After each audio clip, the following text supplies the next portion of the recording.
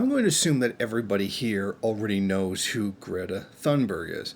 Now, she is, of course, the young woman who is the totem of bourgeois climate change activism in the world today. Now, a great deal of people have attacked her, just like ruthlessly attacked her for what she's trying to do. Now, what I think is that there's fair criticisms to make and people just being really awful human beings. For example, attacking her for her disability is not only does it not make any sense, but it makes you a really awful person for doing that. So here's what I want to do. I want to make a fair and valid criticism of not really Greta Thunberg herself, but the larger movement that she is a symbol of. Because there's not really much point attacking her personally.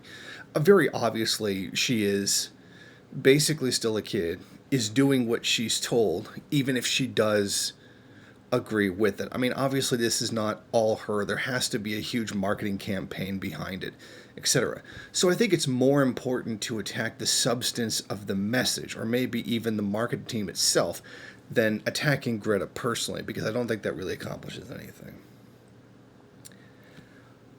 The only good anti-Greta meme that I've ever seen was the one where it showed her sitting with her mother in a chair saying "You've stolen my future starter pack," and it showed her sitting in a 6,000 euro chair. And that's pretty damned expensive. That's a lot. And it makes a very interesting point. Greta by no means has had her future taken away. She comes from an extremely bourgeois family. She is very well off. She probably won't even have to actually work her entire life if she didn't want to. Her family has enough money to do that. She's got all the connections that she could ever want. And this was even before she became famous. Her family had enough money to be able to get her into absolutely anywhere. So this idea that Greta's lost her future is, well, frankly, it's really pretty nonsense. But here's the criticism that I do want to make. Why is it Greta Thunberg? Why is it a privileged kid from the first world who's being set up as this symbol of a lost future? Someone who already really has a really good future as it is, just based on family wealth and connections. This isn't even the real face of climate change right now. Obviously, climate change is going to kill absolutely everybody, but it's not really the real face of climate change right now.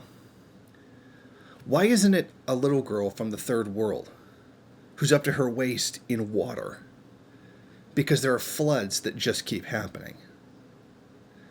Why isn't it some kid who doesn't have enough to eat because the climate change-induced heat waves are destroying large amounts of crops throughout the world? Or another sunburned kid from those same kind of heat waves? I think that the suffering of those children is far greater than the non-suffering of Greta Thunberg. But let's be honest.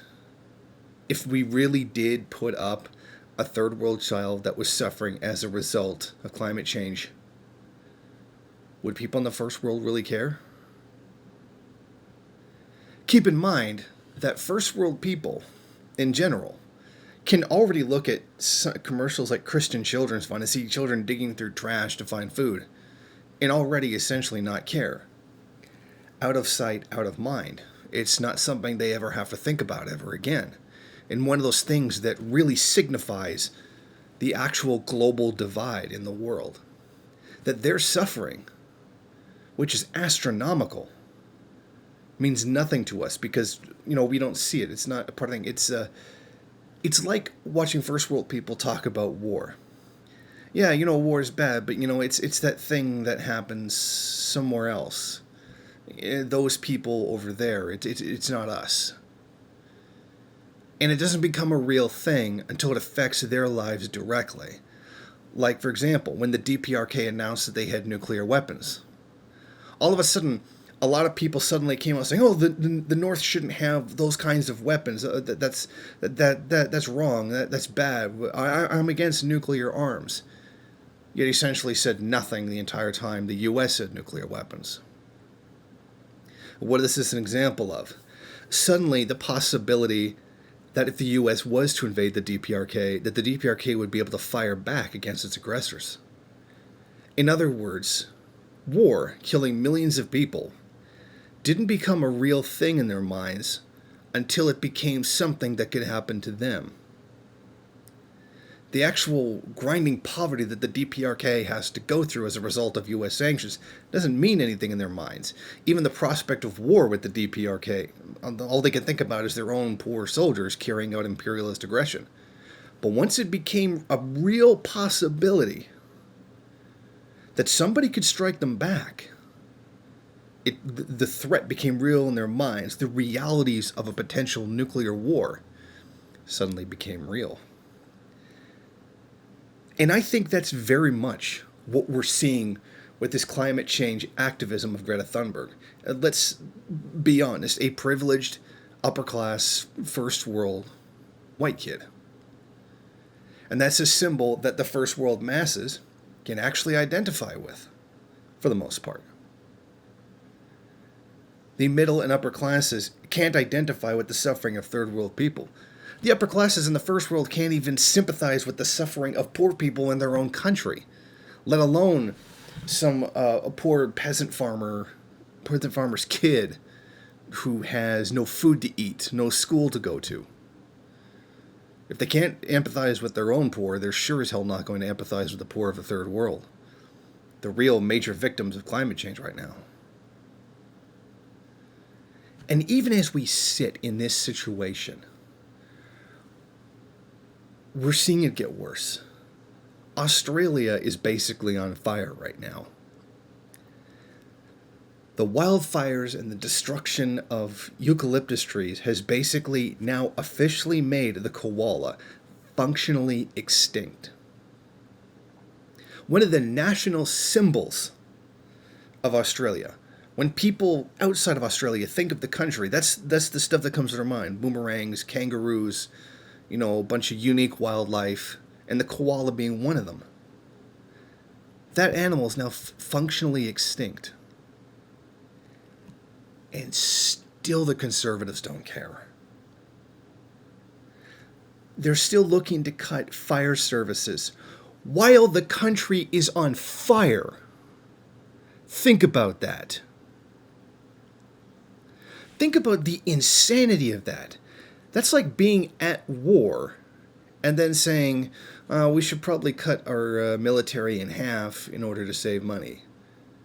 Well, yeah, I guess you could do that if you wanted to lose the war. Or you're really, really thirsty, so you decide to shut off the water to your house just to save a buck. It's beyond irrational. So what is this really about? Like what is going on here? You've got people in Europe. I believe it was Spain where the Parliament building flooded while they were denying the existence of climate change. I think it was Spain. I could be wrong about that. Let's take Canada as an example. Certain emission targets were given to Canadian provinces. Cut by this much. That's all we're asking. Okay, don't pollute as much. Every single province in Canada managed to do it. And when it comes to climate change, Canada is more progressive than most. Or most Western countries anyway. North American countries anyway. Now every province, except for two, managed to meet that target. Saskatchewan and Alberta. They not only didn't meet those targets, the amount that the rest of the provinces decreased combined, Saskatchewan and Alberta doubled that amount in increase. So not only did they make up the reduction in emissions, they doubled it. Because they are angry, virulent, conservative people who just don't care. Oh, climate change can't be real. That's got to be that kind of conspiracy, what have you, and all that. Which, I was discussing with a friend, what is this? And he proposed to me, it's essentially capitalist nihilism. Essentially, all these really rich, powerful people, not just the ones in business, but the ones in government too, are essentially saying, well, we're already dead, and nothing really matters, so I might as well get mine for as long as I can. And that rung with a lot of truth for me. They are saying that. They're saying, I just don't care anymore. We're going to die anyway, so we might as well take it. Not very different from the Christian evangelical view of, well, we should go ahead and destroy the country, destroy the world anyway, because then Jesus Christ will come back. Citation needed. But that's it. They just don't care. If we're all going to die anyway, then they might as well get theirs, and the amount of suffering that happens as a result doesn't matter. And I think that's what it is. And I'm not blaming nihilism. I'm not saying nihilism is the cause. I'm saying capitalism is the cause. But the cold-blooded indifference, the no longer even caring that the world is going to come to an end. They know it's going to come to an end. They don't even care about their own children. You would think even within their own family, they would care about whether or not their children have a future. They just don't. They don't even care about their own children. That's the kind of selfish, nihilistic mentality these people have. And that's what's going to drive this whole world right off a cliff. So while I think it's okay to make valid criticisms of the phenomenon that is Greta Thunberg, rather than attacking Greta Thunberg herself, I think it's also important to look at everything else that's going on at the same time. Not just her, but the context in which her movement appears, and the reality of the situation that we face globally. And I think that's what's really important. And I think all of that is a fair criticism of the movement, which is headed, at least iconically, by Greta Thunberg. Thank you for watching. If you like this program, then please head over to my Patreon page and set up a monthly donation. It's your donations that keep this program running. Also, if you would like, please rate, comment, subscribe, and share in various social media.